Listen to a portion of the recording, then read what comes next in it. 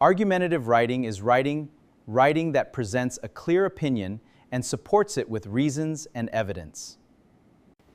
The goal is not simply to say what you think. You must convince your reader that your position makes sense. First, choose a topic that people can reasonably disagree about. For example, should students have homework every day? Next, make your claim. A claim is the main position you want your reader to accept. You want your reader to accept. After your claim, give strong reasons. Each reason should explain why your opinion is reasonable.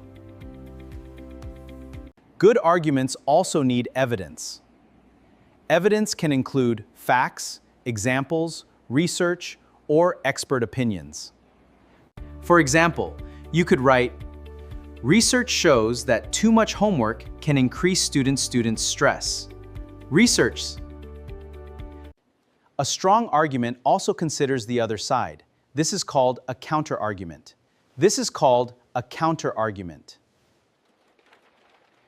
A strong argument also considers the other side. This is called a counterargument. Organize your argument into three main parts: introduction, body paragraphs, and conclusion. Use linking words to connect your ideas. Try words like firstly, because, however, for example, and therefore.